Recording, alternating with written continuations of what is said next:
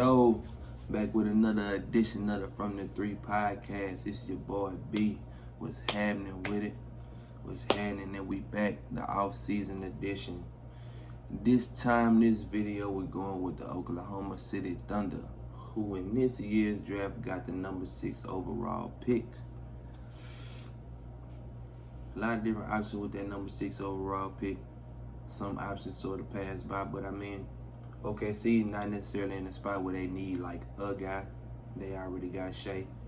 So yeah, man, hopefully this year they can get somebody that can really help their team out or whatever like that. So I think this number 6 pick, me personally, if I was them, I'd go Scotty Barnes if he's still there. You know what I'm saying? Scotty Barnes is one of them people where it's like, y'all heard me talk about Scotty Barnes, long, athletic, you know what I'm saying? Defensive heavy, you know what I'm saying? Playmaker.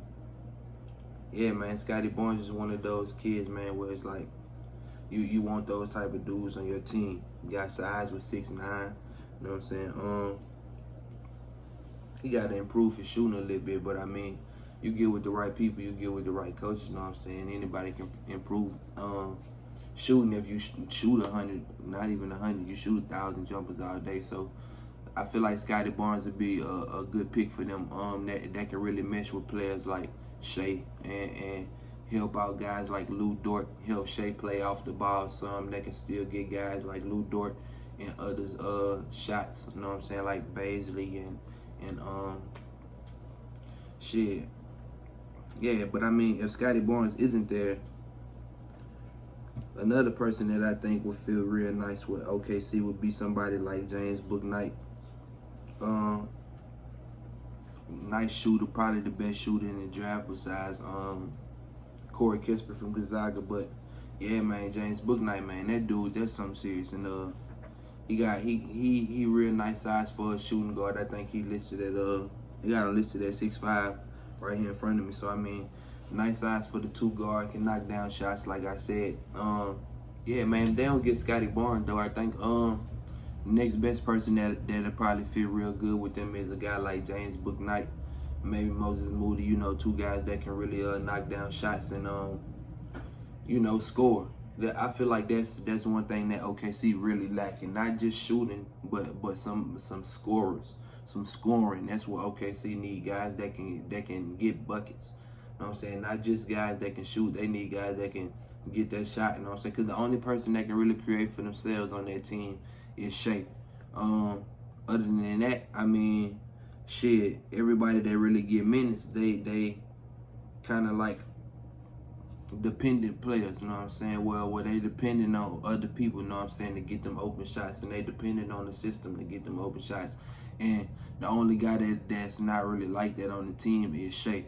So I feel like you need to, with this draft, you need to try to go and get guys like that if a guy like Scotty Barnes is not there. Because I feel like even though that top 5 is kind of like, you know, solidified with Suggs and Mobley and Green and fucking shit, I'm going blank, Kuminga and Cunningham. How the fuck did I forget Cade Cunningham? Probably because everybody know he going number 1.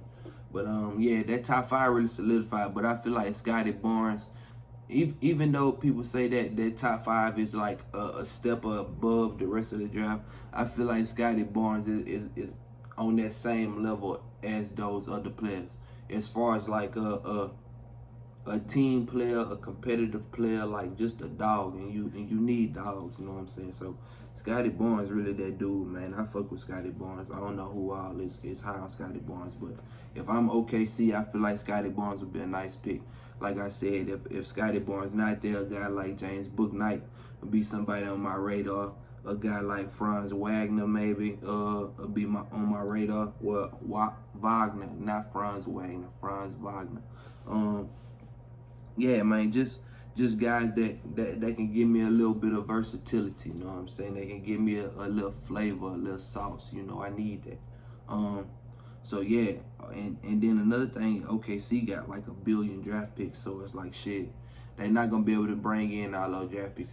If I'm not mistaken, they got 6 draft picks or 7 draft picks. Then they got like the 6th pick, the 16th pick, 18th pick, 34, 35, and like 55 or something like that. But oh well, yeah, 6 picks. So yeah, man, they, as far as how they roster stand and the amount of draft picks they got, they're not gonna be able to bring all those guys in. So yeah, you can most definitely bet on OKC trading some of those picks away and them being aggressive in the offseason. Because, I mean, shit, they going to have to. What they going to do with all the draft picks, like. So, yeah, and then they got Kemba Walker on the roster now. So, we all know that's a decision that's up in the air. I've been seeing lately that Kemba Walker is probably going to be moved again. So, I mean, the whole thing with the Kemba situation is who is going to want Kemba. Not because Kemba's not a good player, but because Kemba can't stay on the court. And because he can't stay on the court, who's going to want to pay him all the money that he's owed? Because if I'm not mistaken, hold on one second, I got it right here. Kemba Walker is owed $35 million this year. And for a guy that's only going to play like 30 games out of the 82 games, like, why would I want to pay you $35 million? You feel me? So, yeah, I mean, that's a question that's really, like, up in the air right now, where Kemba Walker going to go. Who is willing to take a guy like Kemba? Because, like I said, Kemba not a bad dude. And with Kemba out there, Kemba going to hoop. And Kemba going to play his hardest, you know what I'm saying? That's one guy that, at least from my perspective and my viewpoint, I don't know how other people feel about Kemba Walker, but Kemba Walker don't really, like, take plays off or take, like, I mean, when he out there, he gonna play 100%. That's all. That's the simplest way I'm saying it. You know what I'm saying? When Kemba Walker out there playing, he gonna give it 100%. Whether he making all his shots, whether he missing all his shots, he gonna play hard. And shit, that's all you can ask for, especially coming from your point guard, which supposed to be your leader. So I mean, shit, you need guys like Kemba Walker on the team. It's just tough to pay him that amount of money when he not really gonna be there. And it's like, shit, if he not gonna be there, then the production that I'm talking about that he can give you, shit, is not there because he ain't there. So, I mean, yeah, that, like I said, that's really up in the air where Kemba Walker gonna go and who want that contract. Because, I mean, it's a few teams that need point guards, and everybody seem like they want fucking Lonzo Ball. So it's like, shit, everybody can't get Lonzo Ball. So, I mean, shit, Kemba Walker like the next big thing, unless you want Mike Conley or Kyle Lowry. Shit, Goran Dragic. You know what I'm saying? That's only if the Heat be like, nah, we good on you, Goran. You can go ahead. So it's like, yeah, it ain't really too many great options at the point guard. So I mean, shit, if you do decide to take Kemba, I mean, I don't feel like people will look down on it. It just depends on the situation and depend on the team. But yeah, you can most definitely bet on OKC trading away some shit this offseason just because of the stuff that they got on the team already and the amount of draft picks that they got that will be coming onto the team. Shit, they'll have like 25 players. Yeah, we all know you got to play with 15, or at least you got to have a 15-man roster. Only 12 can be suited up. Well, because of COVID, you know, they changed that. But yeah, man, OKC got shit, we all know Sam Presti got a fucking horde of draft picks. He got like a bazillion draft picks, all the draft picks, shit. He gonna wind up with fucking Amari Bailey, Bronny James, fucking Mikey Williams, fucking Imani Bates. All these niggas gonna be playing for OKC at the same time. Shit, DJ Wagner, fucking, what's the little dude named JD Davis or Davison, something like that. Like, yeah, man, all these little dudes gonna be playing for OKC at the same time. Shit, Shaquille O'Neal. Everybody, shit, the amount of draft picks they got and the amount of cap space they got, which is a good thing, especially with the young players that they got too. They got a lot of flexibility, and that's like the best thing as a GM and as a front office in the NBA, when you got flexibility to do a lot of different things. And OKC having to have like the best flexibility throughout the league. They got all the draft picks, like I said. They got all the money and shit. They got all the young players. So, I mean, shit, they got like a recipe for success if Sam Presti do it right. And, I mean, shit, he been doing good with this rebuild, if you ask me. You know what I'm saying? Shit, because they still been competitive, but at the same time, they still been adding value to the team, too.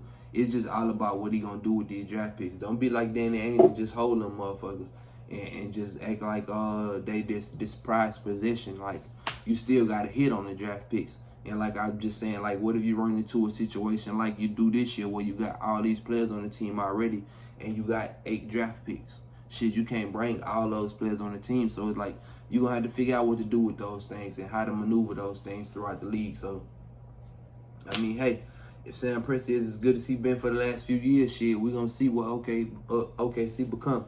And hopefully they become something good. I think they will. I think they got a good recipe for success over there. My one problem with them is I haven't heard any Shai Gilgeous-Alexander extension talk. That need to be like the #1 priority during free agency. Like Shai Shai got the talent, man. Like, and I've been watching Shai for a long time because y'all know I'm a Kentucky guy. You know, Kentucky Killers, we here. Devin Booker putting on the show in the finals. Kentucky Killers, we are here. Y'all know what it is. I ain't got no Kentucky Killers on the other side. Shit. Fucking Trae Young, Oklahoma nigga. Who am? Oh, I got. No, I don't. No, I don't. Yeah, though, man. Shit. Shout out Devin Booker, man. Kentucky Killer, bro. Put on for the Kentucky Killers. You feel me? We the last ones. We the last one. Well, not we the last ones, but you the last one. Shit. Go out there and get that ring for the Kentucky boys, man. But back to my original point, man. I've been watching Shai for a long time, and like Shai got that talent where it's like Shai can really be some shit. You know what I'm saying? Like Shai long, athletic. You know what I'm saying? I think 6'6". You know Shai's still young though, so he possibly still growing 6'7", maybe 6'8". Who knows? But it's like shit, a guard that's shifty, move, can shoot the ball good playmaker, you know what I'm saying? Y'all know he learned all kind of shit from Chris Paul last year. So, like, I'm pretty sure his IQ and his leadership ability, like, just went through the roof from shit, what was last year, 2020? From 2019 to 2020 up until now, like, I'm pretty sure his mental is through the roof now, you know what I'm saying? Dealing with a guy like Chris Paul. And it's like, shit, shout out Chris Paul making it to the finals finally. 16 years, bro, 16 years. Just had to get that out the way. But yeah, man, Shai can be one of those dudes, bro. And I feel like OKC need to appreciate what they got and go ahead and give my boy his bag. Because if not, somebody will definitely give him that bag and he will definitely leave. It's OKC. I mean, shit. Not the shit on OKC. I ain't never been there, but I mean, compared to the other spots around the NBA, I mean, shit. He most definitely will leave OKC if y'all fucking around, you know what I'm saying? Especially with the money. Don't play. And I'm that dude. I've been that dude since I got here. Like, yeah. So, yeah, I feel like that's the #1 thing they need to go with up in free agency is Shai Gilgeous-Alexander need his money. Like I was alluding to earlier in the video, a few minutes ago in the video, whatever you want to call it. #2, OKC needs scoring. They don't just need shooting. They don't just need slashers or playmakers or anything like that. They need scoring. They need guys that's going to hoop. They need guys that's going to be like, my nigga, give me that ball and let me work. You feel me? Yeah, I know it's not a lot of guys like that up in free agency. You know what I'm saying? But, I mean, you got a few options. I mean, shit.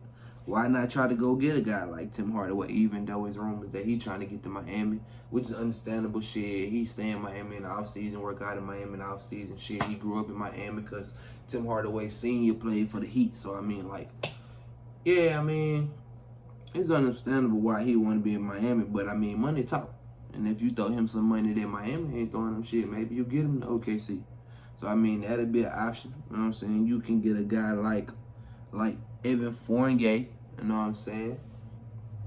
You might have to throw him a little bit of money, but I mean, shit, it's a guy that's going to put the ball in the hole, help you stay competitive. He been around the block a few times, so I mean, he can help develop your young guys, you know what I'm saying? And he fit a need. You know what I'm saying? Maybe not Evan Fournier, shit. Maybe you can get a guy like Kelly Oubre Jr. I mean, hey, shout out Kelly Oubre, you know, Louisiana boy, we here. Even though that boy, I think he grew up in Texas or Houston, whatever you know, shit, Houston is in Texas, I'm tripping, but yeah, man, shout out Kelly Oubre, Louisiana boy, that's all I wanted to say. But yeah, though, Kelly Oubre, another option, you know what I'm saying, where you can put him out down the wing and let him go to work and get busy. Yeah, he ain't really do as good with Golden State this year, but I mean, shit, we ain't just gonna act like Kelly Oubre ain't have like a career year with Phoenix the year before that. Like, Phoenix was the valley, like, when Kelly Oubre was there. They might be heightened a little bit now because Chris Paul now, and they in the finals now and shit like that. But yeah, y'all was the Valley Boys when y'all had Tsunami Poppy over there. So like, yeah, don't forget that. And that boy Kelly Oubre was really hooping, which is why he went and got him a little money, you know what I'm saying? So, did he get? Nah, but shit, he might get something this offseason. Shit, what he making? 15? Shit, that ain't bad. So yeah, I feel like Kelly Oubre can get around the same thing. Maybe like 5 mil more. He's not a bad player. Like I said, he just had one bad year. Everybody, know what I'm saying, had to take a step back sometimes. And I mean, shit, it happened to the best though. Shit, don't act like these people still can't bust people's ass though. Because it happens. And Kelly Oubre probably done dunked on your favorite player. If y'all ain't know. Even if you don't want Kelly Oubre though, you still got guys out there like Will Barton that you may can get if he opt out his contract. Know what I'm saying? He might not want to come to a team that's young and rebuilding, but as I said, bro, shit, you throw him a little money talk. You give him the option where he can come, he can get some stats up, maybe get traded to another team by the trade deadline. Like, yeah, though. But either way it go, bro, Will Barton will be a guy that can come in, help you stay competitive, help you stay relevant, and help you put seats up in the help you put butts in the seats. Not seats in the butts. I'm tripping, but yeah, help you put butts in the seats. Like, yeah, you already know, man. You're not gonna sell tickets if you're not winning. You know what I'm saying? Unless you the fucking Lakers or the fucking Knicks, I guess. But yeah, but you're not gonna sell tickets unless you're winning. So it's like, shit, you gotta do something. Yeah, though. Another thing OKC need, bro, because what I see by their roster is, I mean, Mike Muscala, I don't know how long you want to rock with that. You know what I'm saying? Yeah, you still got Poku and you still got Tony Bradley, but it's like, other than that, you don't really got no centers. Darius Baisley be running a lot of 5, and he only 6'8", 6'9", so it's like, yeah, man, you got to go out and get some bigs, too. You definitely need that. Maybe you should use one of them draft picks, them 120 draft picks that you got, and try to get you a big man, too. At that 16 pick, maybe you might, you know what I'm saying, can get you a guy like motherfucking Kai Jones if you fall that far. Or you can get the dude from Turkey, Alperen Sengun. You know what I'm saying? Like, yeah, try to go out there. But shit, even then, I'm talking about Alperen, he not that big either, if I'm not mistaken. I think he only like 6'9", 6'10" last time I looked at him or researched about him. But you can go get a guy like Kai Jones though, you know what I'm saying? Like, big man from Texas, running gun, you know what I'm saying? He do what he do. Yeah, maybe you can get you a project guy like Isaiah Jackson or something like that. But yeah, man, you just gotta figure it out. Figure it out and do what it do. Low key, I hope Isaiah Jackson find his way up in Charlotte somehow, just cause you know he played with LaMelo Ball at Spike a couple years ago. But yeah, with the shit that they got over there, know what I'm saying, I doubt that they gonna get Isaiah Jackson. They don't really need a guy like that. But yeah, back to OKC, like, they need bigs. Not only do they need scoring, they need bigs back. And I feel like, you know what I'm saying, if you can go out in free agency and get a guy like, try to get a guy like Richaun Holmes. We know Richaun Holmes played his ass out with the Kings this year. He played his way into a bag, so maybe you can go get a guy like Richaun Holmes from the Kings. Maybe you can get a guy like shit. Try to get a guy like Kelly Olynyk, come in and be like one of those vets, like I was saying. He played his way into a trade, you know what I'm saying, later on down up in the season. And yeah, y'all try to get something back for Kelly Olynyk, but he's still gonna be a guy that's competitive, that's gonna help you young guys out, help them develop, you know what I'm saying, not gonna take away and bite off more than he need, you know what I'm saying, and yeah, he flippable. So yeah, you get a guy like Kelly Olynyk that might can help you out. We got Serge that maybe can opt out of a player option, you know what I'm saying? You bring Serge back and be a mentor to the young guys for a season or something like that. Like, you just need some bigs. You need some bigs on your roster. And that's all I'm saying. Serge was just a throw out, you know what I'm saying? I don't really, hell nah, don't bring Serge back to OKC. I don't even think he would want to come back to OKC, but yeah, you just need to go get you some big men. That's all I'm saying.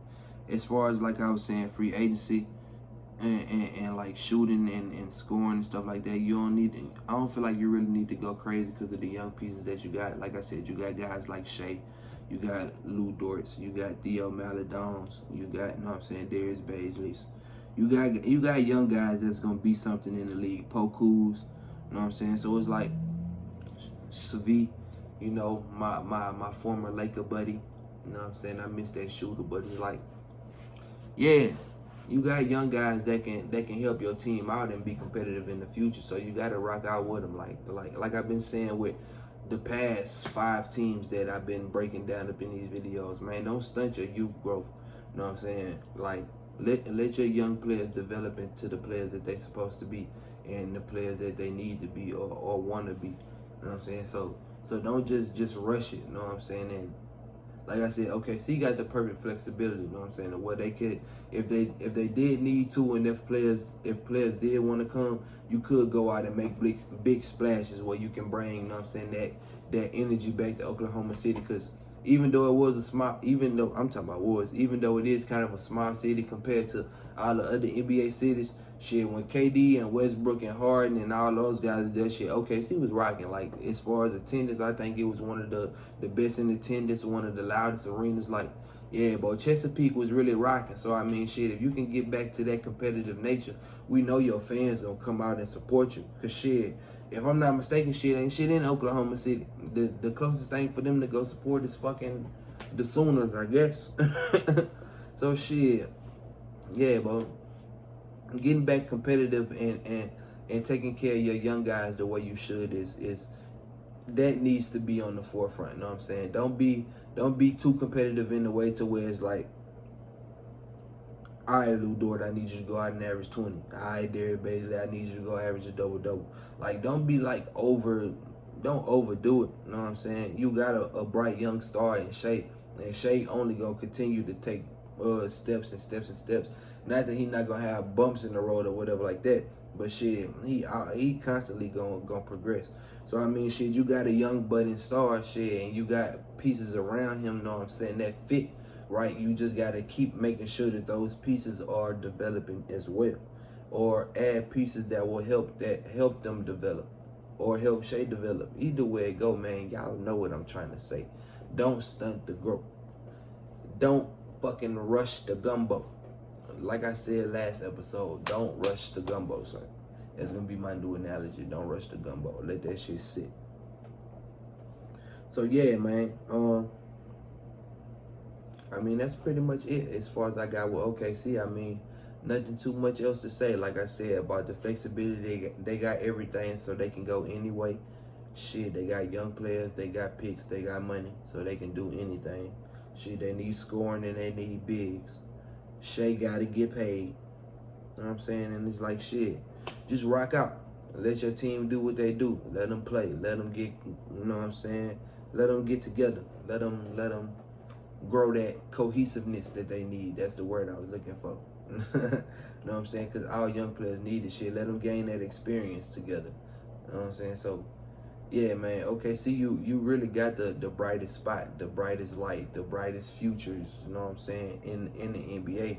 So, shit, take advantage of that and don't, like, be ungrateful about it. Shit, because, I mean, somebody else would like a Shea gives Alexander Walker, you know what I'm saying?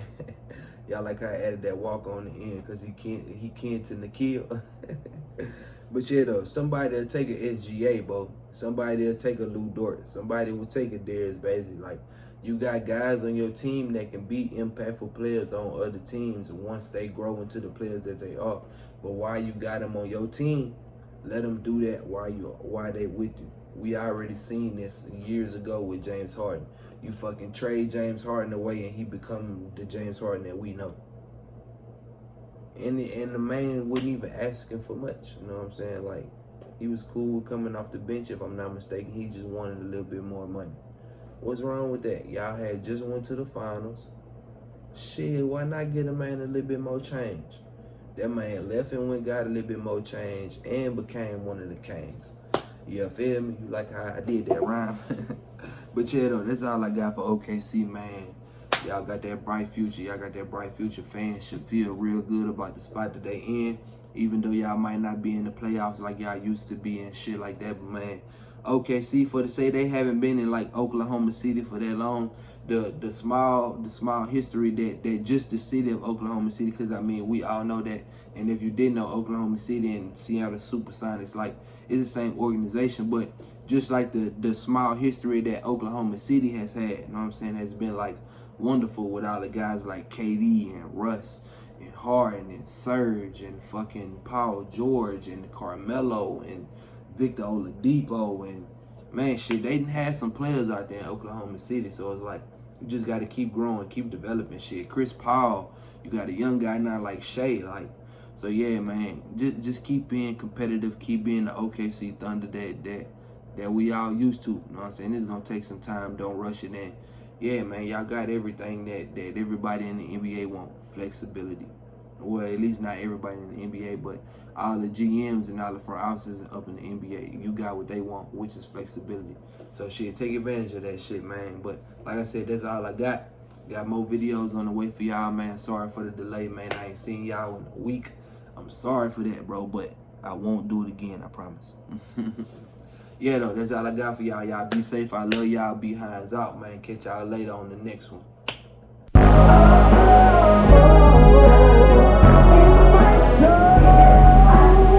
I put my blood on this paper. Now can you tell that I've been stretching, trying to get a blessing, living in this